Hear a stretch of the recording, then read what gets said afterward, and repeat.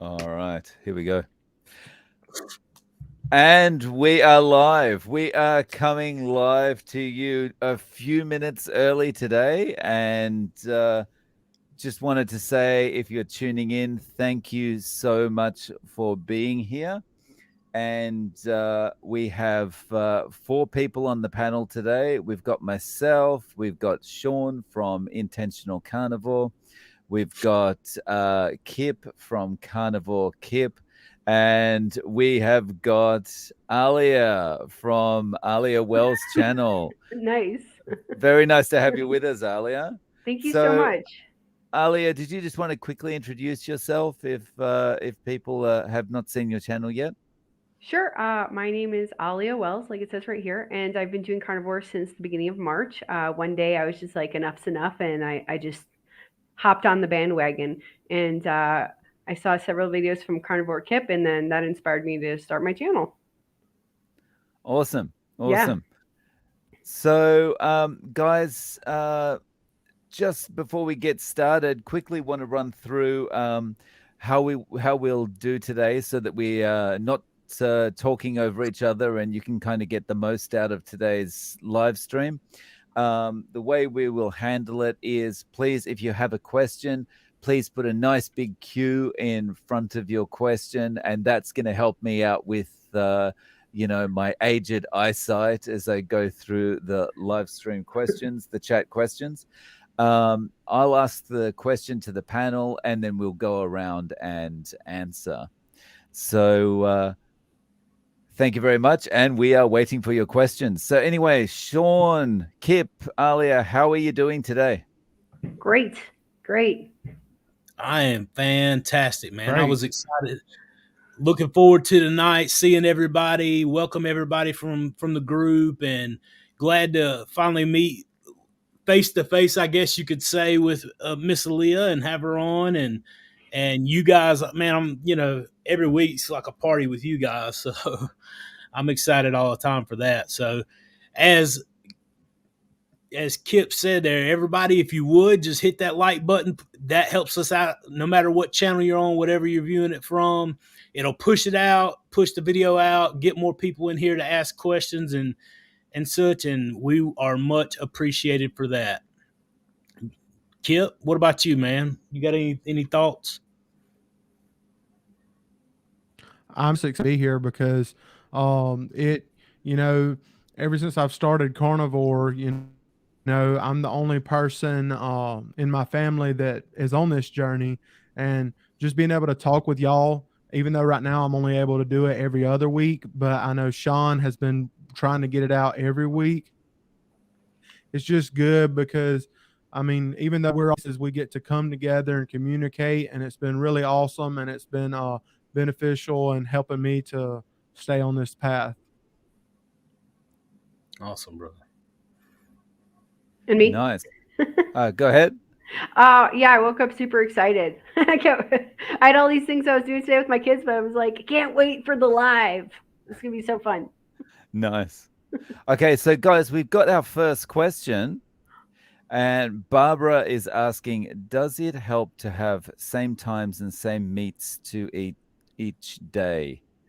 Okay, Kip, what do you think about that? For me, it just works out that way because you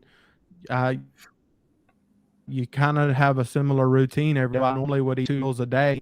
For the meats, I eat mostly beef, and I do eat sometimes when I'm in a pinch. I'll eat hot dogs, and I know some people won't eat that, but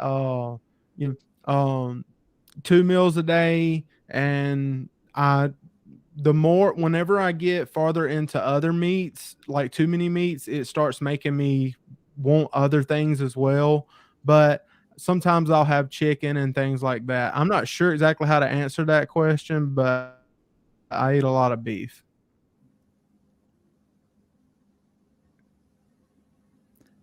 And Sean, how about you? For me, I'll be honest with you. I kind of like Kip. I got into like a routine of eating the same things, and based on what I chose to eat, it's super simple to make it. Like I said, the eggs take the longest just because the way we do them, boiling them, mixing them, piping them back in, setting them up. But even at that, an hour and a half, 2 hours tops, like you've got your first meal for the whole week planned, or 5 days, or however many you prepare. And same thing with the steak. I grill 5, 6 steaks at a time, and for me, it completely eliminates the thought of food for the entire week, because I can literally just walk to the fridge whenever I get hungry. My body's like, hey, it's time to have something, grab it, eat, and I'm done with it. And that's literally the only time I want to think about food.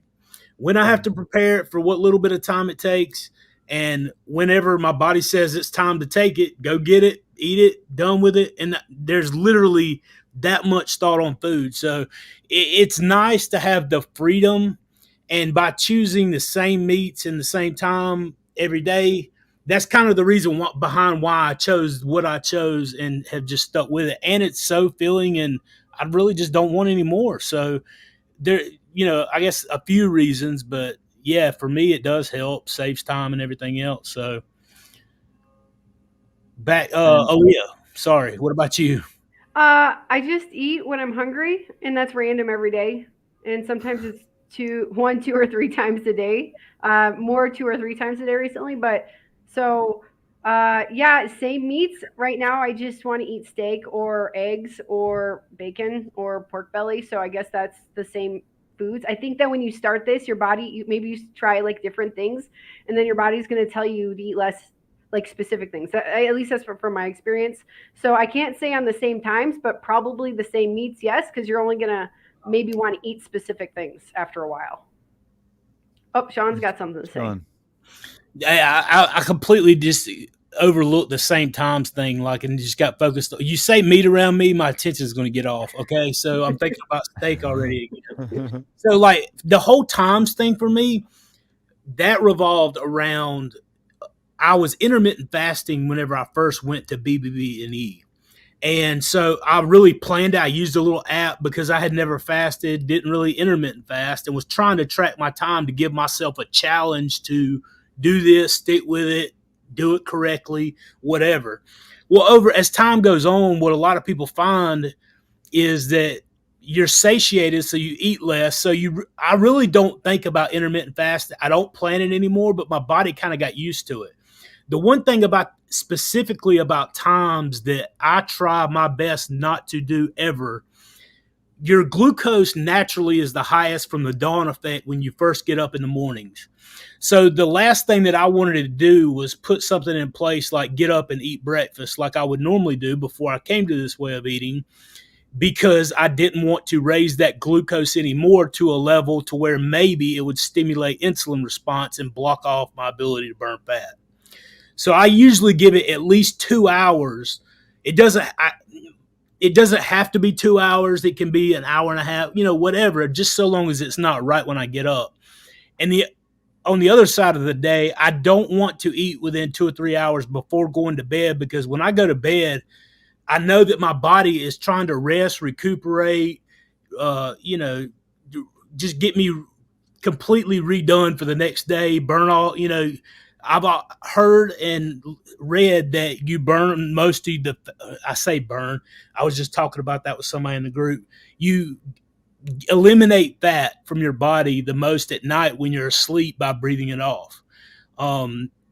Whether that's true or not, I haven't done any scientific studies with Professor K recently, so I can't say it's a fact. But I mean, that's what I've read and seen. So that's really the reason behind the times for me. Nice. Dave, sorry, back to you. Look, I can't really add much to that except to say for myself, I'm a creature of habit, so I've just got into basically eating the same thing every single day at the same time every single day. So yeah, it doesn't change very much for me. It's some kind of red meat and scrambled eggs, and yeah, at 7 o'clock in the morning, and it seems to work. But it also seems to work at varying times for people. So I guess it's the nutrition and the quality of the food, not the times or volume. Um, okay, so we have got another one. Electronic flight bag is unable to sleep the entire night. Any solutions? Sean, did you have anything you wanted to talk about there? Well, yeah. For as far as sleep, just make sure that you're not subjecting yourself to electronics. That helps.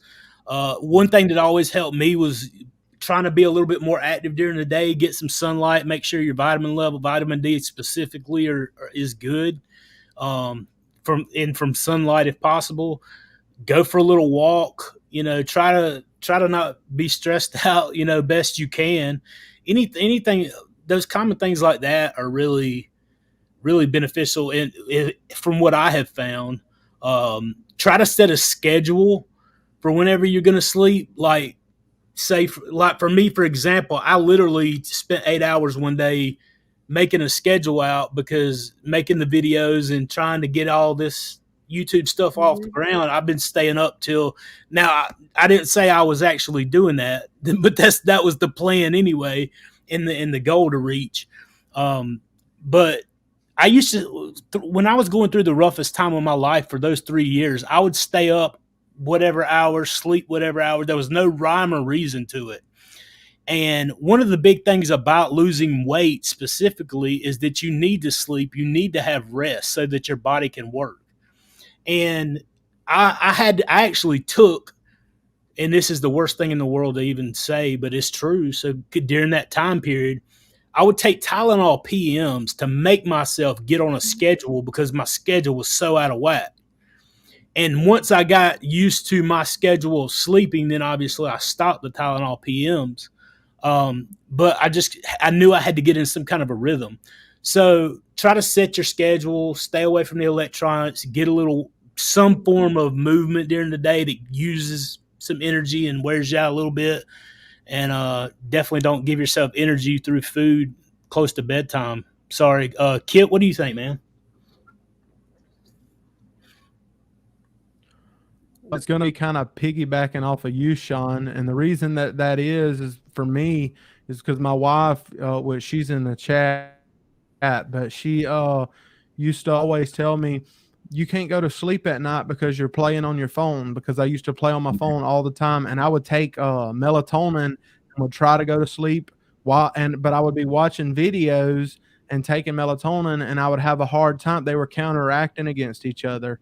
And so I had a hard time going to sleep for years, and tried to get better about laying my phone down at certain times, and that's helped me. So I know that sounds so simple, as me and Sean both said that, but sometimes you just need to set things down in your life and just say, hey, this is time to chill out and rest.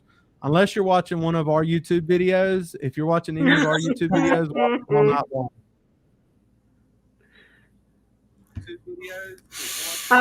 I will say, if you're not doing carnivore, get on to carnivore and then do what everyone else did. My sleep improved in a week, and I'm sleeping deeper now than I have in years, and I can even fall asleep at 8 o'clock at night. So that's amazing. So if you're not doing carnivore, get on to carnivore or somewhere on the proper human diet, and get rid of the carbohydrates and get rid of the seed oils, and then do what they just said. That's my 2 cents.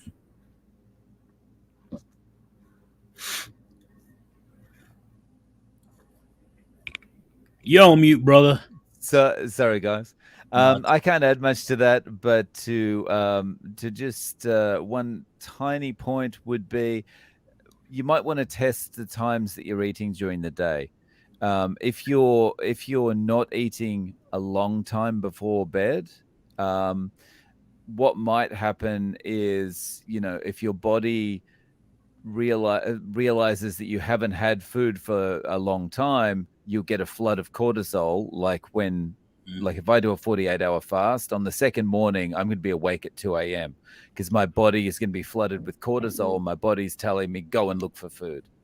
So if you haven't eaten for an extended period of time, just consider maybe breaking that up and eating, not straight before bed, but maybe closer to the evening, and see if that improves for you. Just before we get to the next question, guys, I'm just having a look at the numbers here. We've got about 156 people in the stream at the moment, but we have got nowhere near that number of likes. All right. So do us a massive favor, and smash the like button if you haven't already. And that is going to have the effect of bringing more people into the chat so that we have a much more lively and engaged chat and more questions where everyone can benefit from. So, on to our next question. We have got a question from Paulette. She says, anyone seeing improvement in type 2 diabetes or metabolic issues? Thank you. Okay, so who wants to get started with that? Alia. I don't have an answer to that question. Other than Okay. I've heard people have reversed this, like semi-retired Bob says he's reversed his diabetes. So All right. that's what So I know. Kip So had his Kip, hand up. So let's go to yeah. Kip. So, and I did a video on it recently, and I've been very excited about it because I started Carnivore in January, and I had got lab work done, I think in November before then, so a couple months before that, and I was a type 2 diabetic. I wasn't like far into being a diabetic. I was like 6.6 was my A1C, and so since I started Carnivore, I'm no longer diabetic, and I'm also no longer pre-diabetic because my A1C is 5.6. So in like 5 months, I'm no longer diabetic or pre-diabetic. So yes, Carnivore can help you with type 2 diabetes. That's amazing. Thank you. That's Absolutely. awesome. Absolutely. I'm sorry, I just jumped right on over y'all. I was excited. There was something I wanted to mention too before I do my type 2 diabetes answer. I wanted to, like a lot of people have pointed out in the chat, congratulate Dave on his sobriety, man, because that's a big thing. I know I told you before, but I want everybody here to know it, dude. I'm proud of you, man, because that's a big one to overcome, not just with the diet, but spending a year like that's our anniversary, I should say. That's a big thing, dude, and I'm proud of you, brother. I love you. You know that. I've told you, and I wanted to make special mention of that. But Thank you very much. Appreciate it. and yes, sir. And as far as the type 2 diabetes, I was a pre-diabetic for 20 years. I something that I didn't really care about and didn't really put much emphasis on because, like everything else, health wise, I was just oblivious to the direction I was headed in. But as soon as type 2 diabetes was given to me as a diagnosis, I knew that's when it hit me like, this is real, and that happened, a couple years back. So when I started, I was real close to 7, and now the second week of May, I was tested, and I no longer have type 2 diabetes. I no longer have pre-diabetes. So I've reversed not just the type 2 diabetes, but 20 years worth of pre-diabetes, and my A1C was 5.2. So hopefully I would love to get down into the 4s, but I'm super excited that I don't have type 2 diabetes or even pre-diabetes anymore. And I can definitely tell. So that's absolutely. I'm excited. Nice. All right. So let's go on to the next one. Now this one could potentially be a very long answer question, so we might have to time limit this one for everyone. Okay. So Elle says, can you share your stories? Why did you start? What has improved on Carnivore? Okay, Alia, you want to go first on this one? Yeah, and I will make it concise. So why did I start? I'd been watching I tried keto a lot, various times, and couldn't stick to it and didn't have the success I thought I could get. And then I saw many Dr. Barry and Dr. Chafee videos, and that convinced me. And then I saw Kip's video, and like, yes, I'm doing this with Kip. And so why did I start? I was almost 210 pounds. I'm like 5'5", 5'6", and I was miserable about my weight and how like big my face was and how I looked. I know it sounds very vain, but I actually did a whole video about that. It's not vain. You should like yourself. You should like how you look. You should love yourself. So I'm back there again. That's a big improvement. I'm way happier than I was before by getting all the poison out of my body. And I hope I answered why I started. What has improved? My sleep has improved. Back pain is like 99% gone. Had back pain for 20 years. Eczema on my hand is almost gone that I've had for several years. My C-section scar that hasn't healed in 5 years. I just found out 3 days ago, a week ago, that it's totally healed and it's been gross for like 5 years and unhealed. So that's crazy. And I don't use deodorant anymore.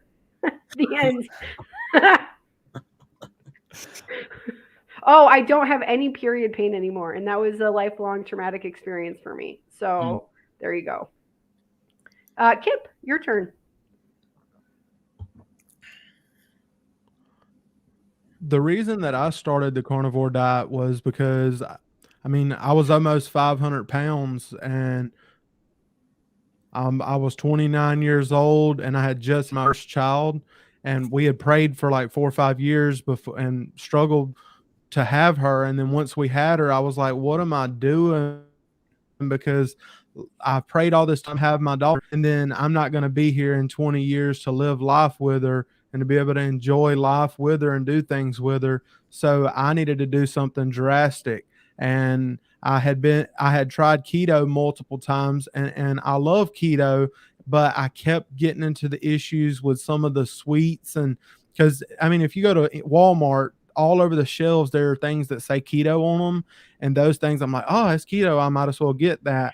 And even whenever I tried to get away from that and do a more whole foods version of keto, I still kept messing up. And so I needed to do something. So I started in January, and I haven't looked back since. And as far as what's improved, I might miss things because I struggle to remember everything, but I'm no longer a diabetic. I'm pre-diabetic. My shoulder pain that hurt me for 3 or 4 years, which is the biggest thing, honestly, because that pain was at times almost unbearable. That pain went away completely. I don't have to take Tums anymore, and I don't have to take ibuprofen. There's just I mean, yes, the scale has been getting better, so I can get around better and enjoy life more and do things with my daughter. It's just a lot of things that have gotten better. Sean, what about you? April the 17th, 2022, I decided it was the day that I was going to change my life, that I'd had enough, and it was the day that I was going to get started on carnivore after coming across it and being turned on to it. I did. I put in, the dedication, the work, the consistency, and started to see some results, got involved in community, was supported by many people, and slipped many times, got back up, continued on, and reassessed the situation along the route. And it's led me to where I am today. And, I could spend 8 or 9 hours at least right now going over my story. But the why obviously is from just being in one of the darkest places of my life and not really caring about living anymore. And I was grasping for straws to find a reason to keep going on. And I found it. I have plenty of reasons, and it's completely changed my whole outlook on nutrition and health and relating with people and mental health and so many things. Like I said, I could continue on, but that's the gist of it. And I will be happy to go into more detail on, but we certainly have, a lot of questions. And from what I see, I don't know that we're going to get to it, but I'll be more than happy to go into it in much larger detail at another time. Dave, what about you?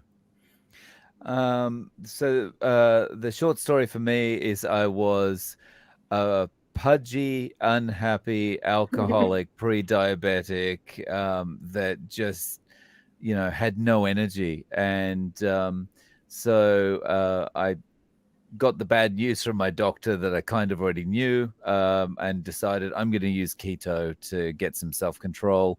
Keto didn't quite work for me for various reasons. But so that led me to Carnivore, and the rest is history. And the improvements I've seen, again, there's so many, I probably missed them. But, with the big ones, of course, weight loss, 34 pounds in a few months, muscle just comes on much more quickly than it ever has in my life. More energy. I've got no gum disease anymore, no arthritis anymore. List goes on. So yeah, it's if you haven't tried it, Al, you should definitely give it a go. All right, so we've got a probably less labor intensive question coming up now. Do you guys put butter on your steak, and if so, how much? Sean, you want to take that one first? I do about 3. I guess, what is it, baby? What would you call how much I put on there, sweetheart? But I call it a pat. Do you know what a pat of butter is? Like a tablespoon. Probably 3. The boss says it's 3 tablespoons. So like that's how much I put on about every steak. Like I do focus on getting enough fat, and this leads back to a whole nother discussion. But the reason why is when you either burn carbs and sugar, or you burn fat. Your body doesn't prioritize burning protein. So I focused on fat. I saw tremendous weight loss on it. It didn't hinder it one bit. Matter of fact, at some points I would mention throughout the journey over the last year that it seems like the more fat I eat, the more fat I lose. And if I could prove that, I would just sit around eating butter till I got to my goal weight, and we'd be done with this story, But that was my experience with it, and so yeah, about probably 3 pats of butter for a ribeye, 1 steak. Aaliyah? I sometimes cook my steak in butter, or I just eat steak. And sometimes I don't eat butter, or sometimes I do eat butter, and that's my answer. Sometimes I'll just go in the fridge and munch on it while I'm cooking. Kip? I love butter. I love the taste of it. But and whenever I started carnivore, I just had this thought that like I needed to have like 10 pounds of butter a day, and that's not a it's not a reality for me. So over time, I kind of have cut it back. Now, whenever I eat a steak, I'll probably put a tablespoon to 2 tablespoons of butter on there. Sometimes I might go as high as 3 tablespoons, but I don't like to, like, I know Aaliyah said she'll cook her steaks in butter, and I will if that's all that I have. But I don't like the way that butter is when you cook with it at high heat for searing steaks. I prefer to use tallow for that, or beef tallow. And but I mean, I will cook a steak in butter and it'll be fine, but I just prefer to add my butter after the steak has already cooked. But yes, I do love butter. Nice. Okay, so and for me, I don't tend to cook in butter. If that's all I've got, then I will. But yeah, I usually would go for tallow or lard to cook in, and I don't just eat it as a stick of butter anymore as a snack because it wasn't really agreeing with me. Okay, so now what do we got? Lisa says, my family says I look gaunt. Carnivore since May 2022, lost 65 pounds. Nice work. 176, 111. I am beginning to lift weights, but I will not eat potatoes. Okay, so my family says I look gaunt. Kip, you want to start on that one? What's your feeling about that? I don't know what gaunt is. So, like, she's looking sickly thin. I don't. I'm probably not the right person to ask that question because I'm the exact opposite. So I'm gonna pass that to one of y'all smaller folks and see what y'all have to say about that. Eat more fat. That's what I say. Eat more fat. There you go. Sean? Oh, I mean, they're saying you look sickly because See, you've been carnivore since 2022. I mean, I don't know what to say. I mean, a lot of times your body knows where you need to be, Mm. and it's not like a button that you can turn on and turn off and say, okay, well, I'm gonna. And that's one thing that I've given a lot of thought about, because I never thought that I would make it as far as I have towards where I need to be, because I was way on the other side of obesity, you know. But now that the closer I've gotten to my goal weight and even my BMI recommended weight, I've had this thought like, what happens if it doesn't stop? Like, when you lose 243 pounds in a year, it does some weird things to what you're thinking about as far as weight loss. And I mean, it's been literally dropping so quickly that I'm like, what? Now I know that it's recommend. My goal is 190. The BMI chart says that I should be between like 155 and 160 and 170, right in that neighborhood. So what happens whenever my weight's like, okay, you're going to shoot right on past 170 down to 150, 160, one whatever. Because, I mean, it's slowed down a little, but it's definitely hasn't stopped. And so it's something that's really been on my mind. But at the same time, your body is highly effective at homeostasis, which is maintaining what it's, its regulation. And it knows what to do with the nutrients. That's how it can reverse the diabetes and the non-alcoholic fatty liver disease and fix issues that you have battled for lots of time. All my blood work is phenomenal. So there's no reason or indication to give me that would have me worried about it doing what I, fear as far as weight. So my suggestion to you would be, you know, just continue to stick to the carnivore, continue to eat, naturally till you're full or whatever you desire to eat. And, I guess they'll just have to get used to the new you. I mean, your body's going to put you where it wants to put you. It's not like we get to decide when that is. The body decides. People get so used to seeing obesity as the normal that they don't understand what it looks like to see people who are healthy and normal. And I mean, maybe that's bad to say, but I mean, that's where we are as a society. That's why this message is so important. That's why some of us are so passionate about it, because we've experienced that and we see the problem, and like most everybody else, and we want to do something to change that. And it's not just us; it's each and every one of you guys that join us, that comment, that follow everything, that get the message out to your friends, that support the causes and invest in us. I mean, that's why it's so important. It's more than just being enthusiastic about the steaks that we eat or the hamburgers that we eat or the bacon that we like or whatever. It's a message that can literally change people's life, because it gives them the nutrients that they need to regulate their body correctly so that they can live optimally and function as we were intended to function, And I think that's important, And I'm sorry, I get off on a tangent. Y'all know how I am. You just got to mute me. It's hope, man. Go ahead, Aaliyah. I'm sorry. Go ahead. No. I just wanted when you were done. But I do want to say on the point of more fat, like female bodies need more fat. We need that to produce, from everything I've learned and all the research I've done listening to doctors, we need more fat to produce the proper hormones in our bodies. So I don't know how you look. I don't know if you feel you look gaunt, but always more fat will help heal a female body, from my experience and from what I've learned. Nice.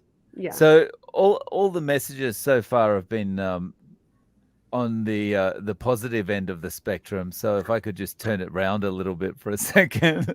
All right, fancy. So I would be saying, if your family is saying to you, look gaunt, I would be kind of stepping back and trying to look at that and thinking, as Sean mentioned, everyone's got so used to, being overweight or being obese, right? Like that a lot of people who are not metabolically healthy subconsciously are going to be looking at someone who is a normal weight and seeing them as underweight because that's not their normal.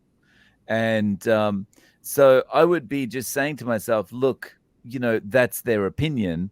But how do I feel? And if you're feeling the best you've ever felt before in your life, then of course I wouldn't be going to eat potatoes, but I wouldn't be I wouldn't be worrying about it. If someone thinks, people think, would probably look at me and go, I'm gaunt. Yeah, I am compared to what I was, but I don't want to be what I was before, So I worried about how I feel. So I would just go that way.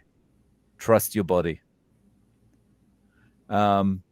Okay, so guys, just before we go on to the next question, we've got over 200 people in the live stream right now, but again, nowhere near that number of likes. So if you could do me a massive favor, please smash the like button. We would all appreciate it because it's going to bring more people in to watch the live stream.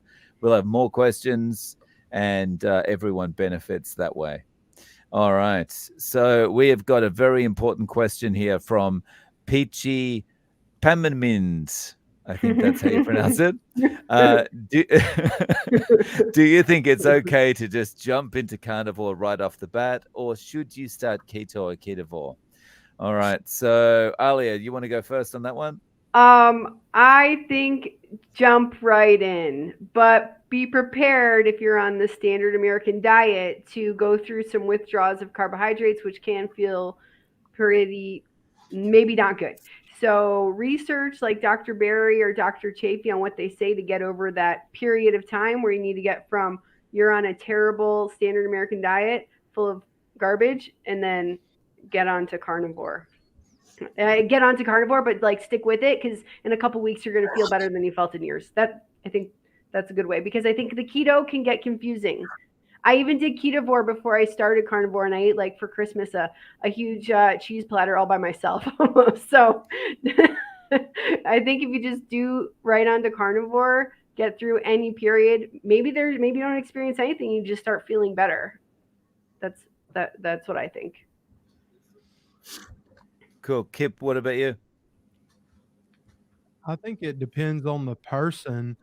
Me personally, I went cold turkey, and it worked for me to go cold turkey, but I realized that some people need to just kind of ease into it. I had done keto multiple times before, so that may have helped my transition because I had trained my body in the past to, burn fat as its fuel source. So that helped me. But I mean, I'll be honest, there was still, even though I had done keto multiple times in the past, there was still a few days where there was a toilet paper shortage at my office. But after a phase, it got better, and things smoothed out, and I didn't have a lot of issues with like cramping like some people. But I mean, if you're wanting to go cold turkey, you might want to have like one of those brands that has the electrolytes, or learn how to mix up your own electrolytes, and stay close to the toilet. I'm so happy I didn't experience that. Right. And Sean, how about you? Like I've said many times, April 17th, 2022 was my day. That was the day it was going down, and ever since that day, I've been doing it. So, however, I will mention that talking with I always want to call him Dr. K, Professor Bart K. Even he mentioned, and the reason I think I reference him so, like, the guy is brilliant. He knows, he's spent a lot of years in science and knows what he's talking about, along with a lot of the other people. I just recently talked with him, so I guess I mentioned him more, I guess. But we were talking about that exact issue, and he suggests transitioning over slowly over time. And me and him both agree.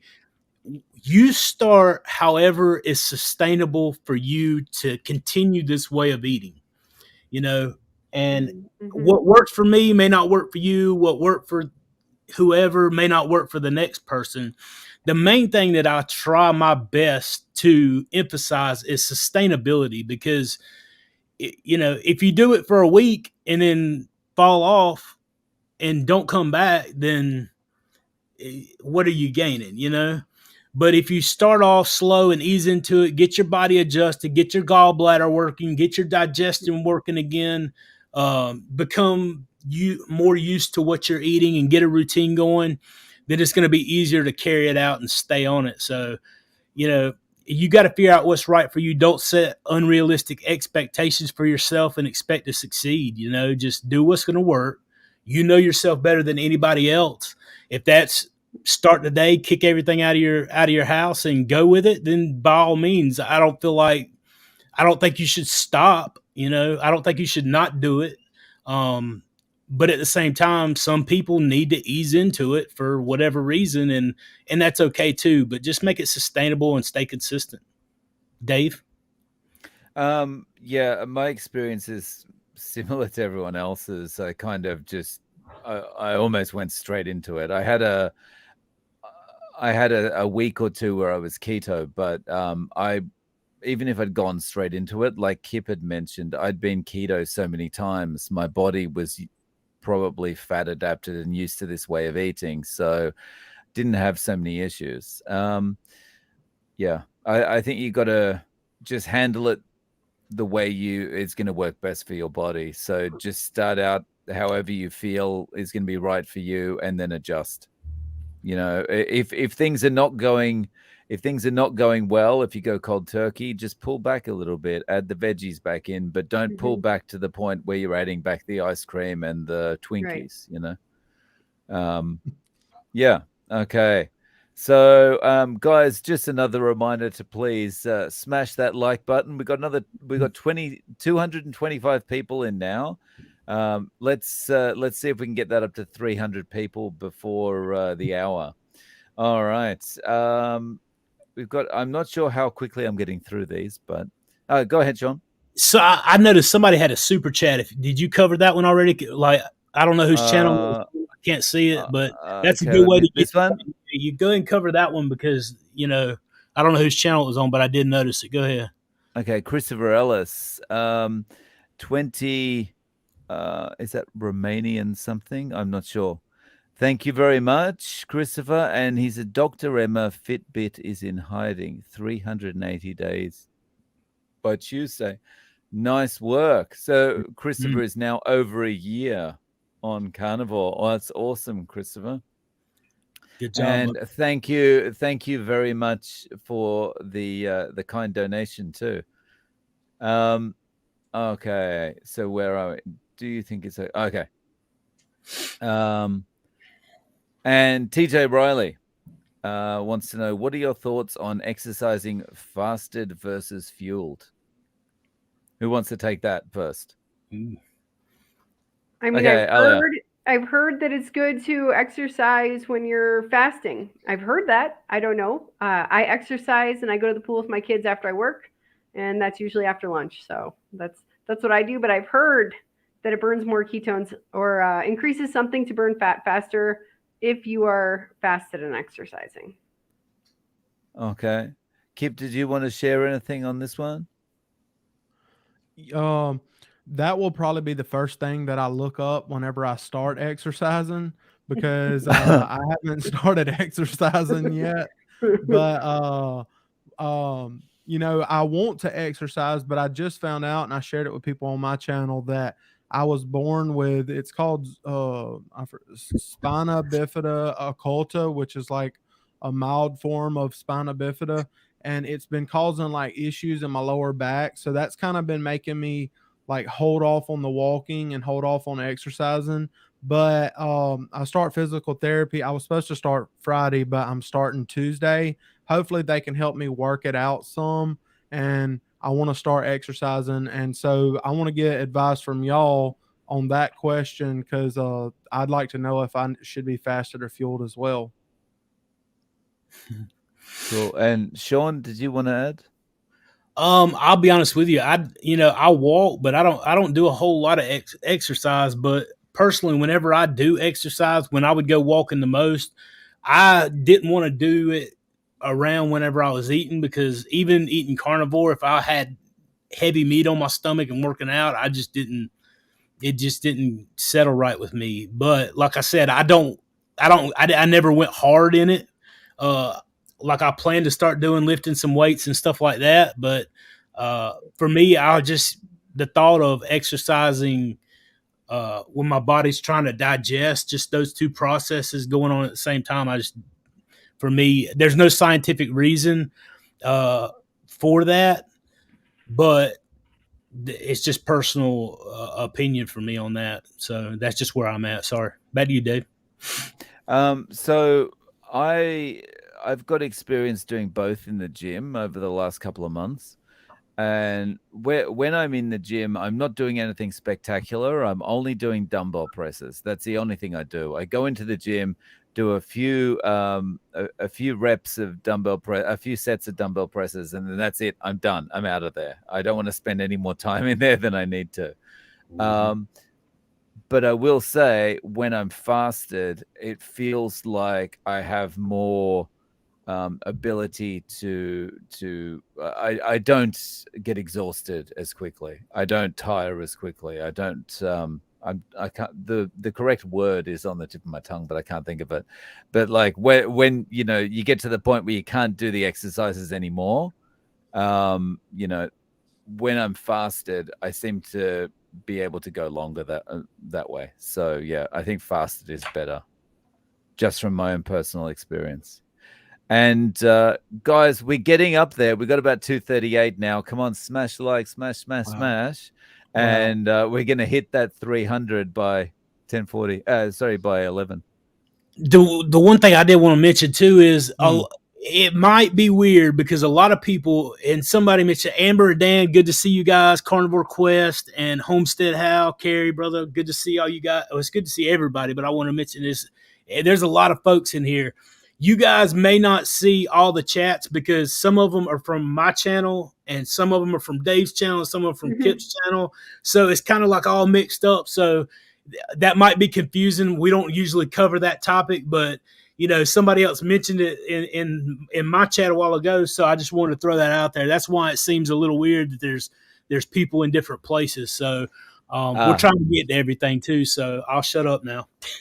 Yeah, that's a good point. Yeah, because like I've got mine running on the side here just so I can watch what's going on. And yeah, it's funny seeing some of the chats. It's like people can't tell that, you know, there's multiple different chats going on. Okay, so here's one that's a little bit maybe you know, will create some controversy. Kathy wants to know, is your spouse's eating the same as you? That is a problem here. Any suggestions?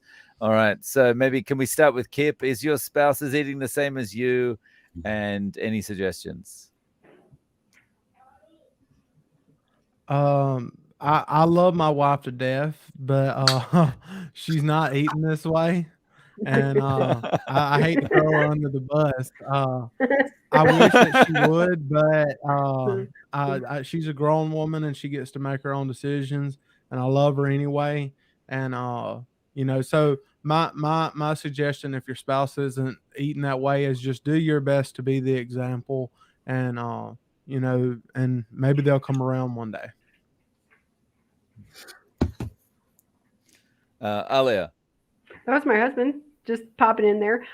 He eats basically what I cook. If the kids sometimes, and the kids are almost eating carnivore, but they eat fruit and stuff. And when we go out on the weekends, they'll have their junk food. But in the house, everyone's eating pretty clean. No, but if they want rice, he'll eat rice. But if I'm cooking, we're having pretty much carnivore, and everyone's cool with that. So I'm pretty lucky. Nice. Sean.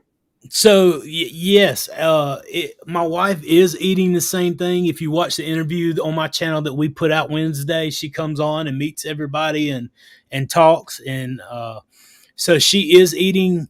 So I'm assuming that your spouse doesn't eat the same thing you said. That's a problem here. Any suggestions? I just want to make the point too that like even when they start eating the same way as you do, there's going to be issues because she eats later than I do, so I have to smell the last meal of the day being cooked, and it stars me sometimes when I'm not even hungry. It's a joke, but like, you know, we're always going to find something. But yeah, it does make it easier as far as not seeing some of the foods that I used to see before being ate. You know, I would go out on the porch while they were eating in here, just to remove myself from the situation. Just set a resolve, ask them to work with you, good communication with your spouse. They love you, they support you, I'm sure, and they want to see you healthier, and spend more time in their life with you. So just good communication skills, and tell them your heart. Um, remove yourself from the situation if you have to, as far as when they're eating in there, go out on the porch, go to another room.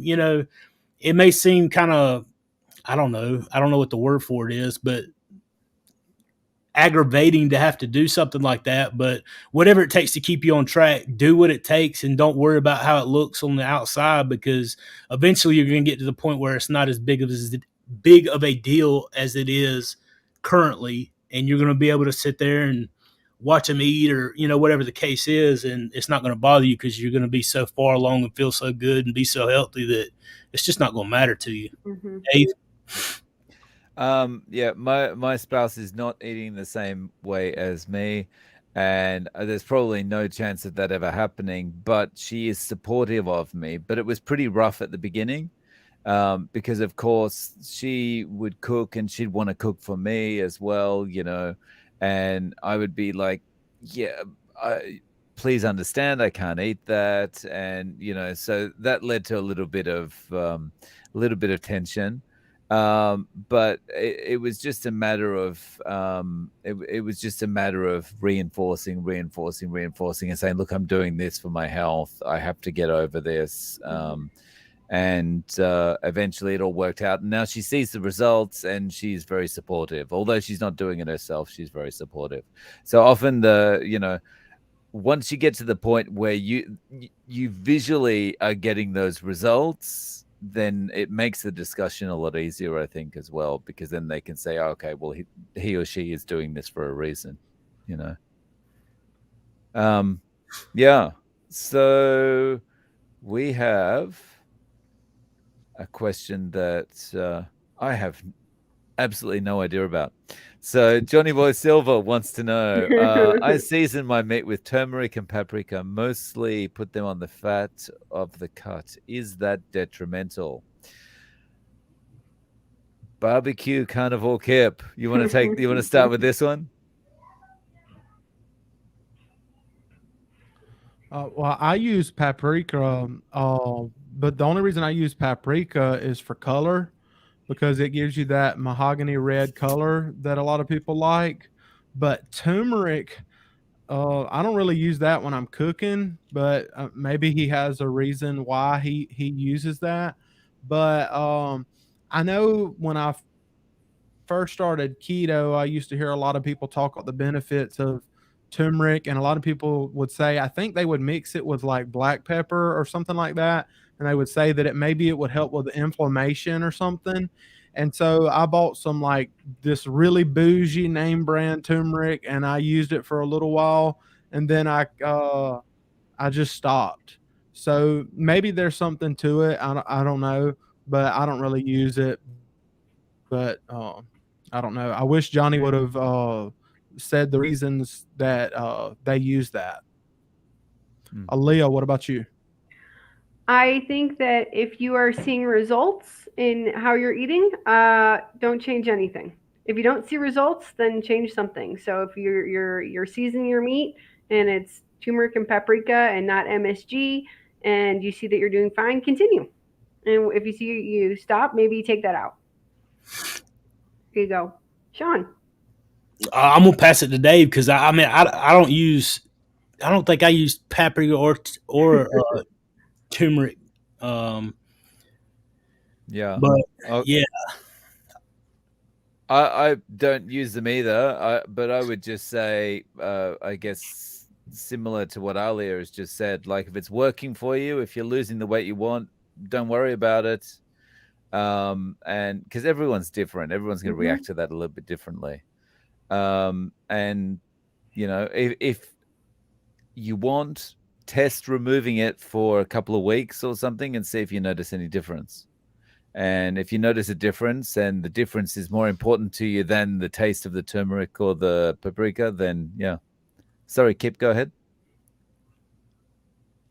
So I was just gonna say whenever you got done that so like if you go to a store and you look at like barbecue rubs, I know this because I've played around with a bunch of different rubs and stuff, but when you see them and if the bottle looks really red, it's usually like on the inside, it's usually because it has a lot of paprika in it. Um, and there's actually smoked paprika and then there's regular paprika, and they're both good for putting that color in you, but you don't have like I don't know of any health benefits of paprika. So I'm not saying everybody needs to go out and buy paprika, but I'm saying that for me, that's the only reason that I use it in anything is the color. Nice. Okay. So, my chat has just skipped a little bit, so I hope I'm not missing anything, but here's the next one we've got.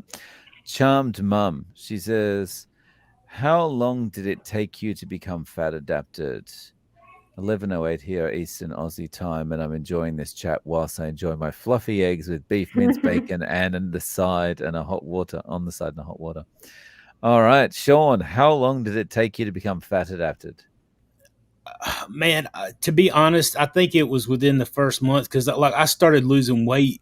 Like I lost a lot of water weight at first, and then I went through a time period about the third week ish where I felt like I had the flu, and a lot of people explain that as being like the keto flu.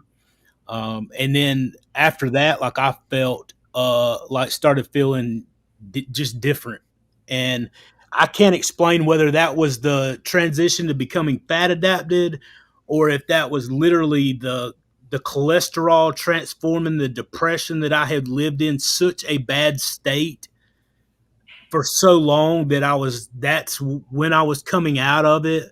I can't explain it, but Mhm.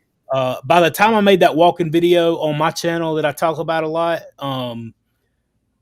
I'm assuming that I was fat adapted. I had dropped. I think I dropped like 40 pounds the first month of carnivore that I was eating, and then moved over in June to BBBE, and the weight was just shredding. But so Bart K says the last time I talked with him, we talked about that issue, and he said it could take 6 months to a year even to Mm. completely become fat adapted. I've never heard of that, but like he knows a lot more about it than I do, so I will definitely take his word for it. Um, I hope that helps, friend. Enjoy the food. It's good to see you, Charmed. Aaliyah.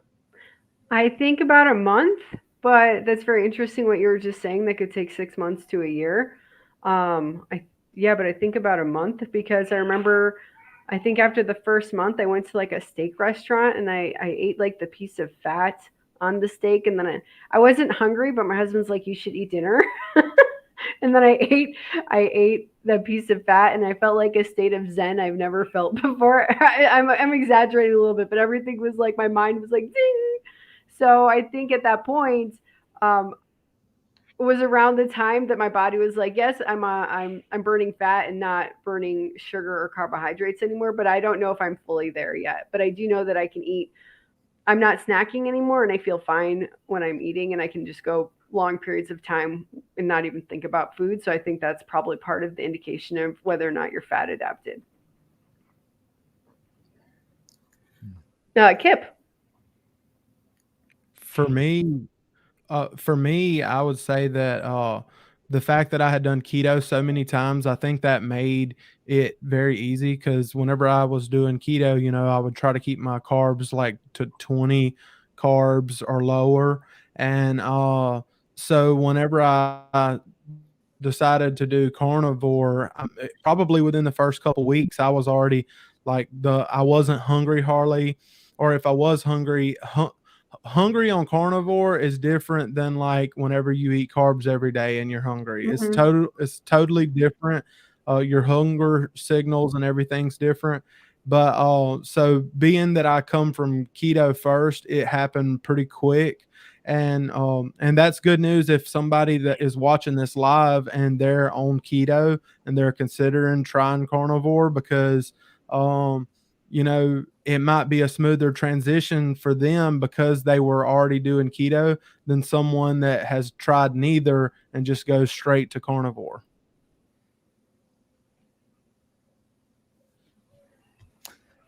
Yeah, I would say that fat adapted for me, it was probably within. I would say it was in about a week and a half to 2 weeks. But again, that's because I've done keto and low carb so much over the last 20 years. So I think my body was kind of primed for it anyway. But yeah, I was into doing OMAD after about two weeks or so. So all right. So we've got a question here specifically for Kip from Kerry from Homestead How. Kerry says, "You're all the best. Question for Kip. Any carnivore smoker meals you'd recommend? I recently smoked country style ribs, no sauce, only duck fat and salt. Was good. Any smoker faves?"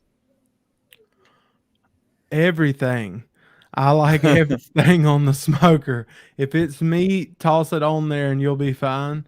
And season it the way you like. Everybody always asks me, well, what seasoning to use? Well, when you're on carnivore, some people only do salt. Some people like salt, pepper, garlic. Some people like just salt and pepper. Some people like adding other things in.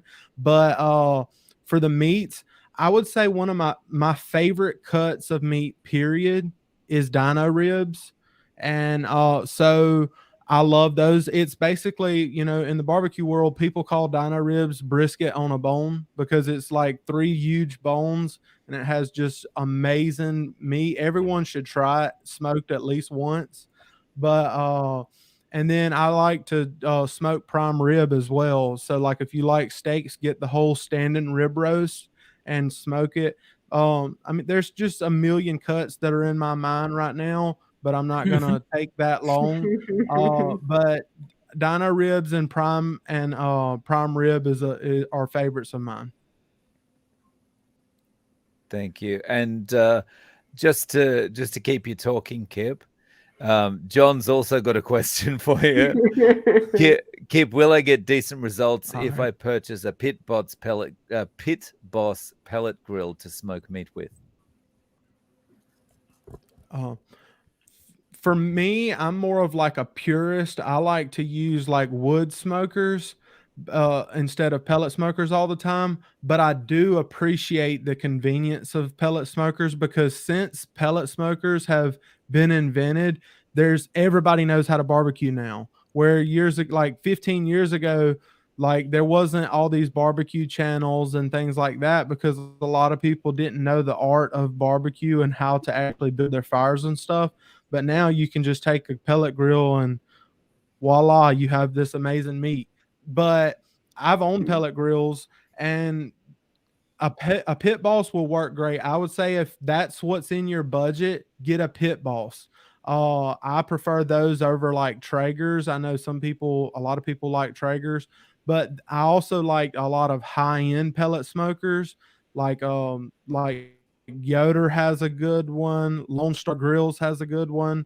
There are some brands that I really want a Pits and Spits pellet grill one day, but if that kind of pit is not in your budget, get something like a Pit Boss because you can make amazing food on it as well. Cheers, Kip. And okay, we have a question from Girl Friday. I've been on carnivore 2.5 months and I don't want to lose any more weight. How can I gain weight? Okay. Who wants to start with that one? Sean, you want to take this one? Oh, sorry, Alia, put your hand up. Alia, let's go. Eat berries. Eat some strawberries. That'll probably stop your weight loss. You might put on some pounds. I know. I think the fruit is a controversial topic in the carnivore universe, but Oh yeah. eat berries and heavy whipping cream. They'll probably put on some weight. Sean.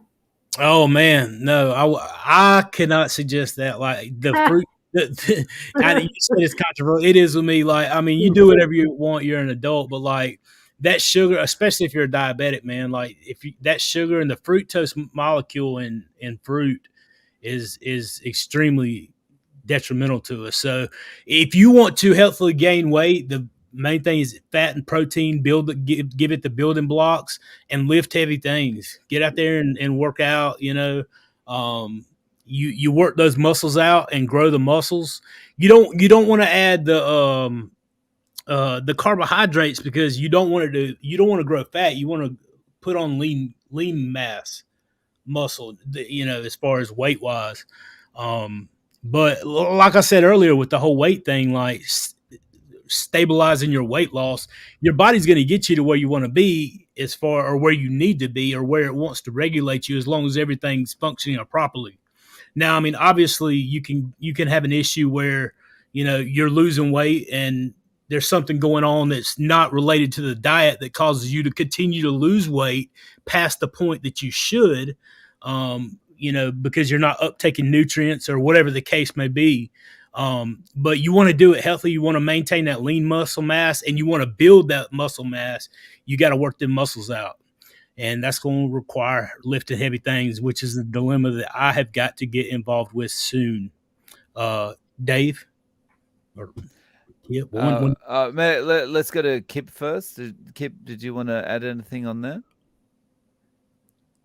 I was gonna bounce that over to Dave because it's a long time before I have that problem to worry about. I still on my weight loss journey, but I have heard multiple people say what Sean's saying from watching other carnivore YouTubers talking about to lift heavy things and to work out and things like that might help you hit gain. And there's some people, like I was watching Lily Kane's channel, and she was talking about how she stops working out. Like she went on a vacation and she didn't work out at all on the vacation, and she started dropping body weight and dropping muscle. But when she got home, she started working out again, and everything just builds back up. So if you're not working out, do that. But anyway, what do you think, Dave? So yeah, I mean, just to add to that, I say, yeah, of course, working out, I agree. And everyone's different. If you want to kind of stabilize where you are, as Sean said, your body's going to get you to the place that it knows you should be. But if you want to stabilize at the weight you are for whatever reason, I think you just need to test with the way you're eating. So if you're doing OMAD, maybe switch to 2MAD and see how you go. If you're doing 2MAD, maybe go to 3 meals a day and see how you go. And if you're not eating butter, for example, add butter. If you're not eating eggs, try eggs as well. Just mix things around a bit, do a bit of testing until you find out what works for you. Because at the end of the day, we're all going to be slightly different. So yeah, I would go with that. Sean. Yeah. Crispy Merchandise has a question for you. Since your goal weight will be reached super soon, what thoughts are you having about maintaining versus losing more weight? As far as maintaining versus losing more weight, I guess it's something that's one more thing that I have given a lot of consideration to. What's going to be the driver for that? And I believe the same thing that drove me to get there is going to be the same thing that carries me through, and that's my why. Because I recognize, especially this far along in the journey, that if I have no intentions of going back to eating the way that I ate before, because I know that if I do that, I'll end up in the same shape I was in when I was eating that way before.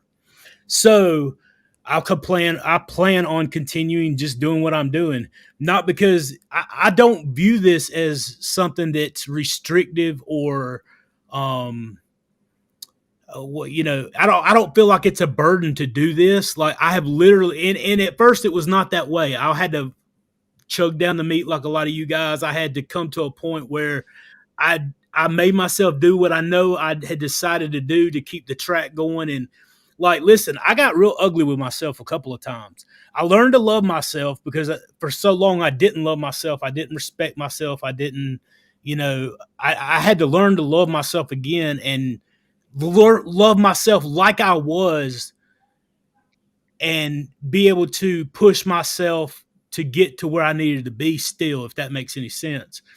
But at the same time, there come days where I think we're too easy on ourselves. I'm not saying be hard and always just down yourself, love yourself, but also be honest with yourself to the point to where you know your crap and the stuff that you get involved with, just like I did. And sometimes I have to say, look, get out here and do what you need. You need to do whatever.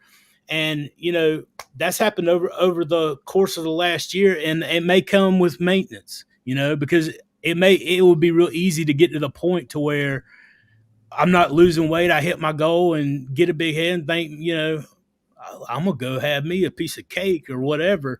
But I genuinely promise it's not a hassle anymore because I've learned to love it. I hope that helps. Makes sense. Thank you. Okay, so we've got a question here from DB. DB wants to know, how do you deal with eating this way when you are an overnight guest in someone else's home? Alia, take it away. I usually have my own food prepared. And anybody who, if I'm going to their house, they know that I'm already eating this way. So they're prepared, or I will bring something and be prepared. I think that's the best advice. Be prepared. I was out of town for a month, and I handled my own food. That's what you do when you're on the carnivore diet. You got to handle your own food. You can't leave it up to somebody else. And make sure your friends know. There you go. Kip? I don't stay at anyone else's house unless they have a smoker or a grill. And so tonight, whenever I have chat ends, I'm actually going to stay at my in-laws' house because they're going on vacation for the week. And so I'm going to stay at their house, and he has a grill outside, and he knows that I'll use it whenever I want to. And so I might do some meal prepping on his pit, or cook up some steaks or whatever I want. But I don't stay at people's house all the time. I mean, I pay a mortgage. I have a house, so I like to stay in my house. But if in a pinch, and like Aaliyah said, most people, if I was to go out with them or to stay with them, or not even to spend the night, if I was staying with them for or going to spend the day with them, they know that I'm doing on the carnivore journey. So they usually are going to try to accommodate me in the restaurants that we pick or the food that we're going to cook. Because people over time, they realize whenever you're serious about something, and if they care about you at all, they're going to support you and try to accommodate you as well. What about you, Sean? Oh man, listen, I'm not staying at a lot of people. I am actually going next month to my brother's house, so I guess I'll have to deal with it. But he does eat this way. So I don't usually stay at other people's house. My biggest suggestion for this type of situation is have a plan for everything that you put yourself involved, like put yourself in and get involved with. Pre-plan, have a plan for when that happens. You don't get knocked off course as easy if you're prepared and have a plan. But if you just flow with things and just kind of go with how, wherever it is, then there's no telling. If you don't have a goal, you're not going to know when you get there. So just have a plan in mind. Tell them, look, wherever you're staying, just be like, hey, here's how I eat, and if you ain't got this, I ain't coming. I'll stay at the house. That's the best I got for you. Make them come off the hit with some steaks and enjoy it, But I'm also not eating overnight either. I don't eat before bed. So yeah, good luck, man. I hope that helps a little bit, Miss D. Yeah. The only thing I can add to what's already been said is, one of the ways that I find in every area of life that helps avoid problems and conflict and everything is just the clear setting of expectations. And, to go to everyone's point about kind of just being upfront about the situation, that is setting expectations. If someone says, you want to come and stay at my place, yeah, sure, I'm going to stay over. But look, this is this is the thing about food with me. And look, if I'm going to be a burden or a problem, I'm no, that's fine. I don't have to come over, but I'm going to bring my own food, and I want to enjoy the time with you. Mm-hmm. I just want to bring my own food with me or whatever it is. And on this point, I don't know if this is related, but I'm going to relate this comment to this question. And the comment is carry extra underwear. If you know, you know, right? Right. So anyway, I've got a question here, which I guess is for me because it's about Japan. Do you have recommendations for low histamine meat options in Japan, or good locations in general where to get meat? Look, I don't, and that's because I haven't had to think about this. So I just go to the local supermarket and buy whatever happens to be on sale there. So yeah, I apologize, Kapu. I don't have any recommendations. If I come across anything though, I will definitely post about it so that you can be made aware, and anyone else that happens to be in Japan can be made aware. Okay, so where are we? Dun, dun, dun. Any questions? Questions? Questions? Scanning for questions. Oh my goodness. Can you guys see any questions? I'm down to about 9:41 p.m. Oh, hang on, here we go. What's this one? From Rothin786. Anyone watch the Reverse Carnivore series? I'm glad that it was done, but I thought it was really a lot of fluff and no substance. What do you think? Sean, you want to start with that one? I did. I watched it. I watched the premiere with Dr. Barry and oh man, all of them. Kelly Hogan was in there. It was really cool. I enjoy it because I always try to learn something. I'm thankful that they did it because honestly, there's nothing else like that about carnivore going on. So I think it's critical to get the message out, and that's one way to do it. I think some of it, in my personal opinion, there were things that could be improved on, things that could have been edited out. They didn't ask me, so I didn't get to give any input on that. And but I will say this as well. I support anything that those guys are doing because they're giving of themselves sacrificially to do these things, to change the direction of health and the crisis that's facing us today. Which also kind of brings up the point that I was going to mention that Kerry from Homestead How announced today to his crowd, and I wanted to tell everybody that's present with us tonight. Some of you have heard and some haven't, that he's actually getting ready to start a project to work on a movie that hopefully at the end of it will be we could get onto Netflix or something like that. And there's going to be a lot of us that are working together to bring that about. There's going to be some fundraising and stuff because everything takes money. I know everybody hates it when you go to that route, but that's what it takes. He's selling merchandise that's devoted on the website to raise money for that project. So yeah, I mean, I'm going to do everything I can to help Kerry with that project and work with him. And he's trying to find people to get involved with that as well. So just like the reverse and just like Kerry's doing and some of the rest of us, whenever we talk about getting this message out because it's helped us, that's one way that we can do it. And I think there's a lot of stuff obviously that could have been changed, and there was a lot of good stuff overall. But yeah, I don't know. Everybody's entitled to how they feel about it. Aaliyah, did you get to watch it? I haven't had time yet, but I'm planning on watching it, so I don't have anything to say about that. Kip?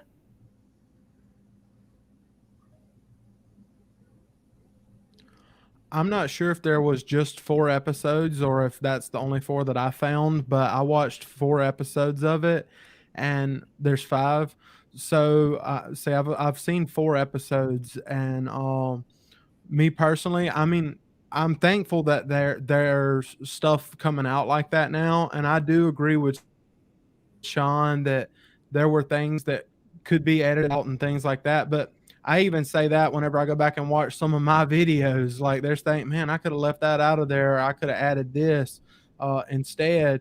But I mean, to me, it just kind of shows too that like this isn't like some huge production crew. This isn't like a Hollywood movie with uh, like super famous actors or anything like that. This is just real people trying to all come together and share their stories. I'm sure it may have been awkward for some of them to all be sitting beside each other because a lot of them had never met each other before, but they were willing to do that and share things. And a lot of what was in the film is stuff that I already know from watching a lot of different content and things like that and doing my own research. But I think that the documentary will be helpful to people that don't know that much about carnivore, or maybe someone will see it on TV or on YouTube someday that they haven't learned anything about carnivore. And in that scenario, they can get a lot of information in just four video in the videos that I've seen. So I'm glad that it happened, but it wasn't like life changing for me to watch it because I had already learned a lot of that stuff. But what about you, Dave? It's still on my list of things to watch. Last week was a bit hectic, and I didn't have a chance to do it. But I definitely agree with the sentiments there. As far as anything that's out there is important, because the more that's out there, the more the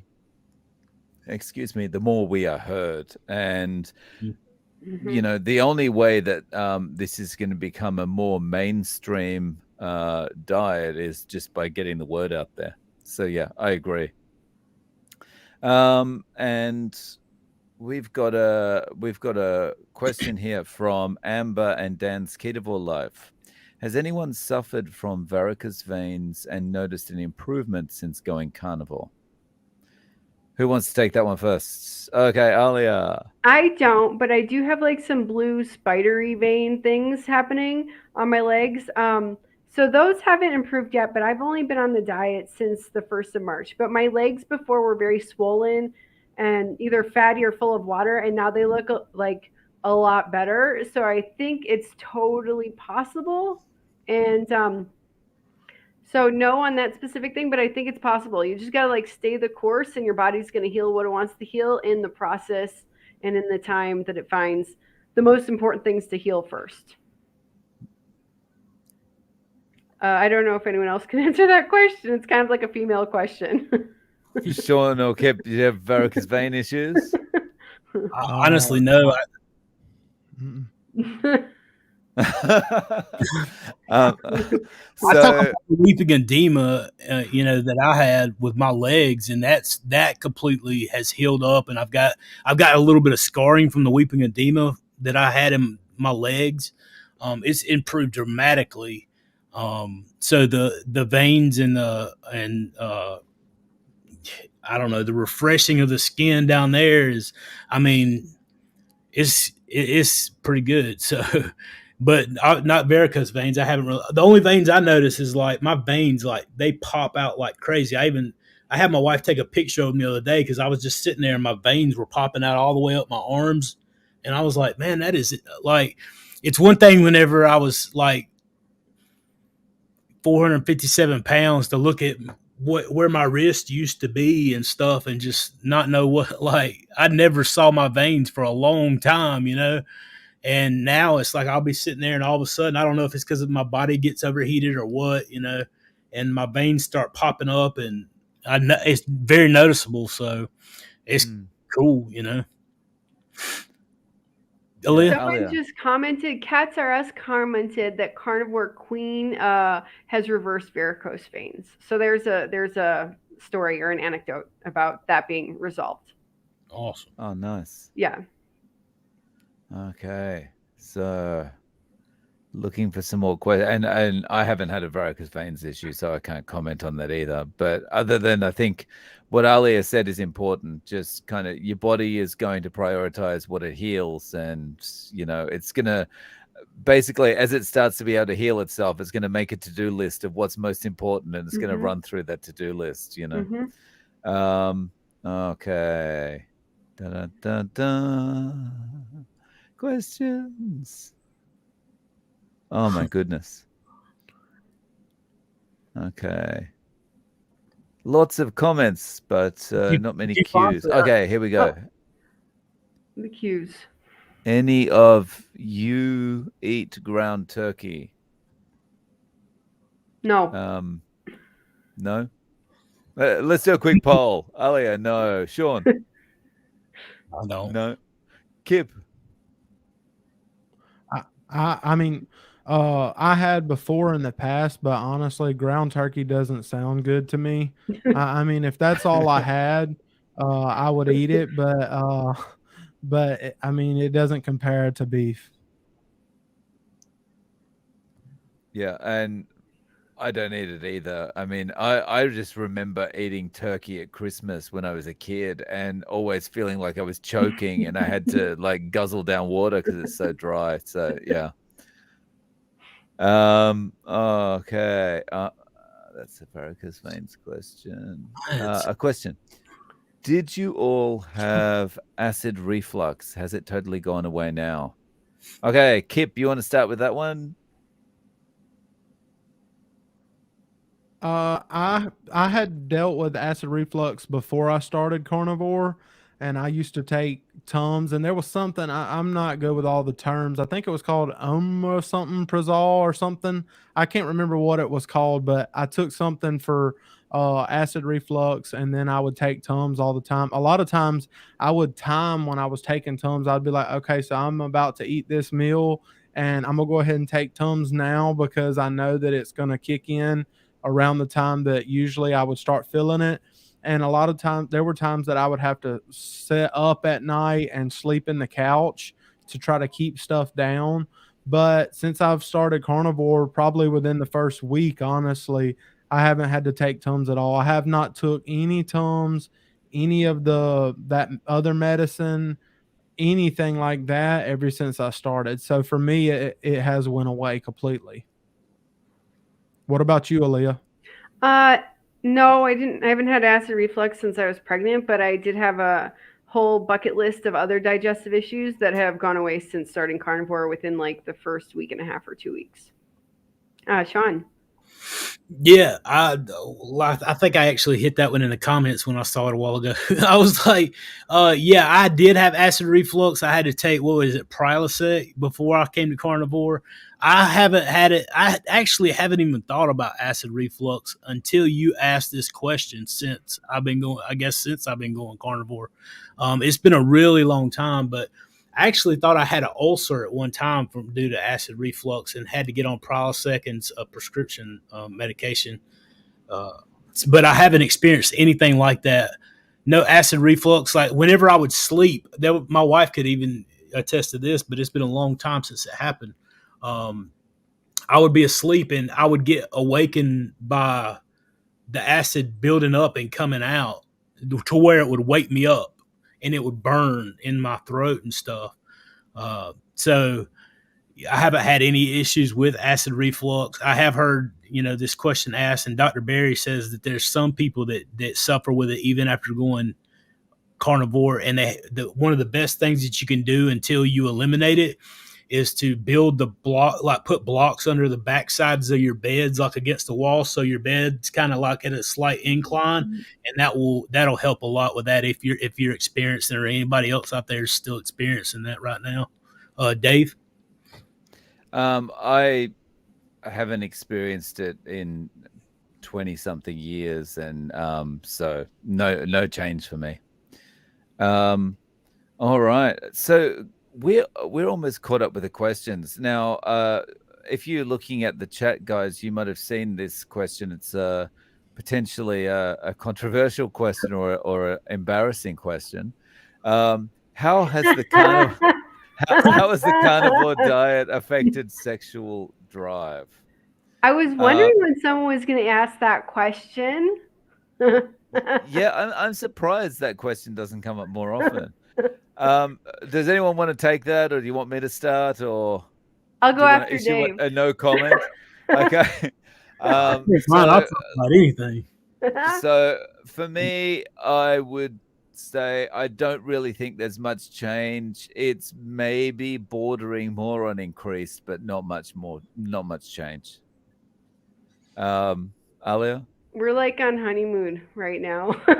Oh, That's nice. all right. But you have to understand that we have two small kids and we work. And I was so exhausted before. And I've always enjoyed that, actually. I've always enjoyed that time. But if you're tired and you feel like crap, it's not happening. And I think maybe if you have small kids and you're in the chat, you probably have some reality with that or agreement with that. And then all of a sudden, and then so I started carnivore and then my body was healing. And then I went away for a month for work. So then when I came back, it was like, woohoo!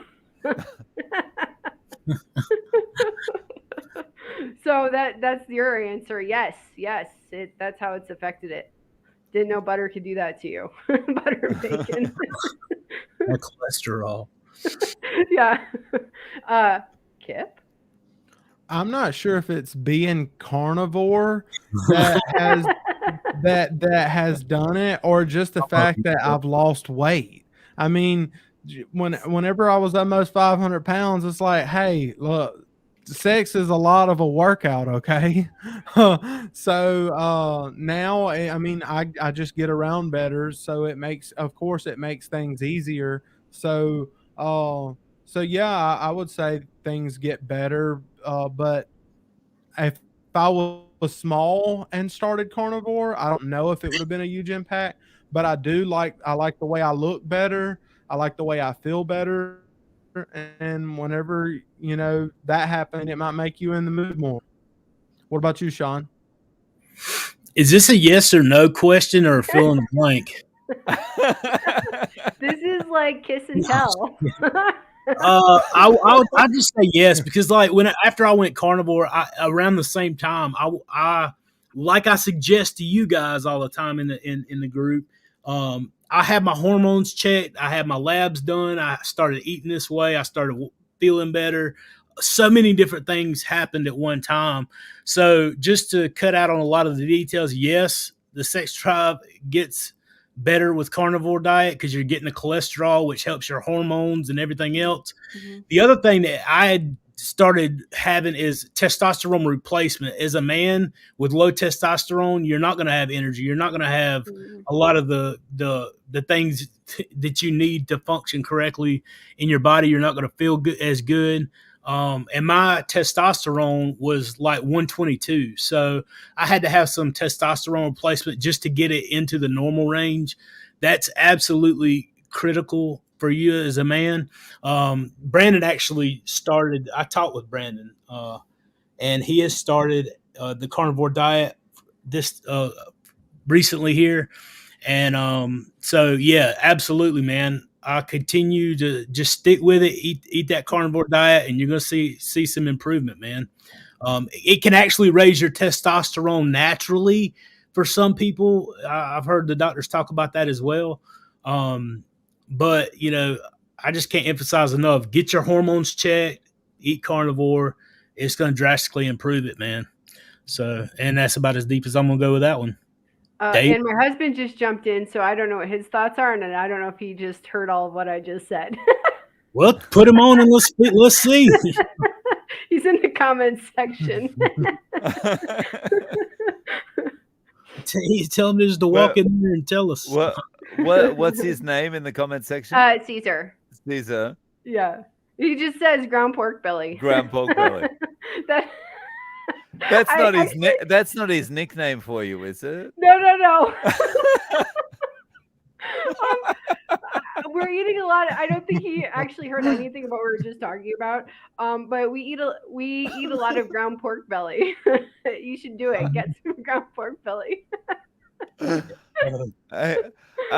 So guys, we need to wrap up soon.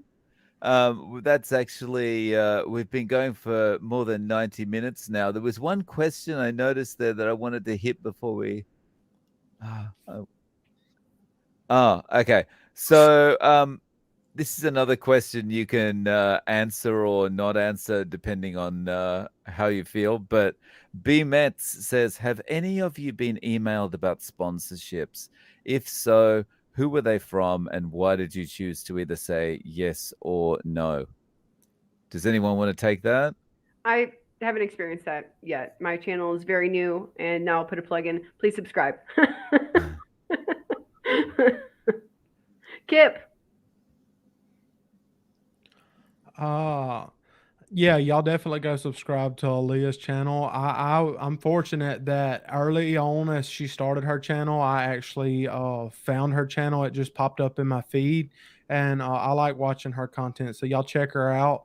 And then also, I mean, when it comes to sponsors, I've had multiple companies reach out to me and just say, "Hey, like we'd like to send you this product and let you review it, and we'd like you to test this out." And 90% of what I've gotten so far are of the companies that reach out to me. Like, I don't think it's a good fit for me to share on my channel. Like, I've had some have been like jewelry, and some have been like this medicine to help people sleep. And there have been other different companies to reach out with things.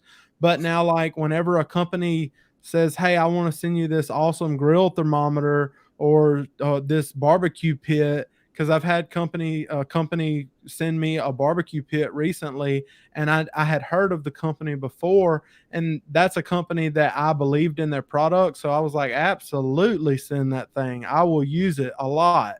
So I mean, to me, it just, I want my channel to be real. So it just depends on what the product is if I were to accept anything like that. Because I mean, that kind of stuff can be good for your channel, but you also don't want to be fake with your audience and just accept everything if it's something that doesn't actually go with what your channel's for or what you believe in. What about you, Sean? I have not had any sponsorships. I haven't had anybody reach out to me about a sponsorship at all. I would consider anything. I'm the type dude to talk to anybody if you can't tell, but like I haven't had anybody reach out with sponsorships or anything of the sort. I would consider them all, but I mean, I would have to believe in it. I would have to, I'm not gonna push a bunch of junk out. I'm not gonna promote something just to make money because I need money, but it's not worth it to put my name with something that's not beneficial for people and really going to help people. So, yeah, if you're a sponsor, you're putting stuff out, send me intentionalcarnivore@gmail.com and I'll look at what you got. Other than that, nah. And subscribe to Aaliyah, check her out, support her. Aww, thank you. And so yeah, nice. I haven't been.